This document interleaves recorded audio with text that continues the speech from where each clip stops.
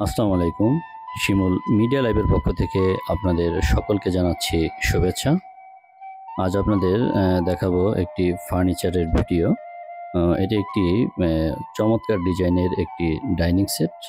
আসলে সবার বাসাবাড়িতে যখন ফার্নিচার বাজার থেকে নেওয়া হয় বা দোকান থেকে নেওয়া হয়, তখন সে ফার্নিচারগুলো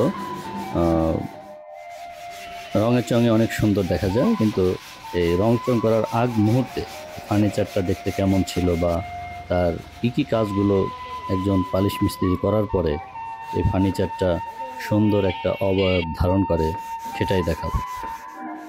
এখানে মিস্ত্রি একটি ফার্নিচার তৈরির পরে এখানে সিরিজ পেপার দিয়ে ঘষার কাজ করছে, পরিষ্কারের কাজ করছে, এবং এটাকে সে আস্তর দেওয়ার যে কাজটা থাকে, এখানে কিছু কেমিক্যালের সংমিশ্রণ থাকে যেটাকে বলে কাঠ পালিশের তেল বলে, অনেকে স্পিরিট বলে। এর সাথে আপনার মোম লাগে, চাষ লাগে, চাষ বলতে অনেকে এটাকে গালা বলেও চিনে থাকে। এছাড়া কয়েক প্রকারের রঙের ব্যবহার হয়ে থাকে, যেমন সিঁদুর, মেহগুনি, এলা, ব্রাউন, এমন কিছু রং লাগে, জিঙ্ক পাউডার লাগে।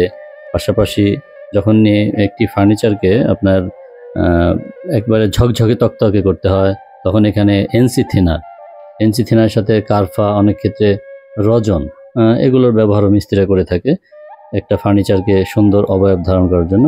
এখানে যেমন আপনার মোম দিয়ে পুটিং করছে, বিভিন্ন জায়গার চেয়ার বা এই যে টেবিলটা আছে, এটার বিভিন্ন ছিদ্র বা ফাটাচেরা যেগুলো, সেগুলো মোম দিয়ে সুন্দর করে আটকাচ্ছে এই মিস্ত্রি ভাই।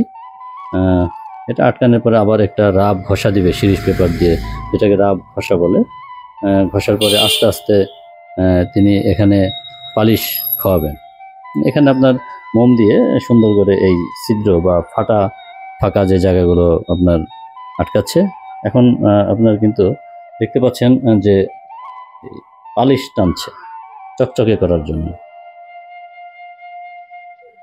এটা একবার টানবে, শুকাবে, আবার টানবে। এটা আসলে ভিডিওটা দেখানোর উদ্দেশ্য, যারা আপনারা ফার্নিচার কিনেন অনেক হয়তো বা জানেন না যে এই ফার্নিচারটা আসলে এত ঝকঝকে তকতকে কীভাবে হলো। ভিডিওটা যদি ভালো লাগে তাহলে অবশ্যই লাইক, শেয়ার, কমেন্টস করে পাশে থাকবেন। আবার নতুন নতুন ভিডিও নিয়ে আপনাদের কাছে হাজির হব, সেই প্রত্যাশা রইল। ভালো থাকবেন। আল্লাহ হাফেজ।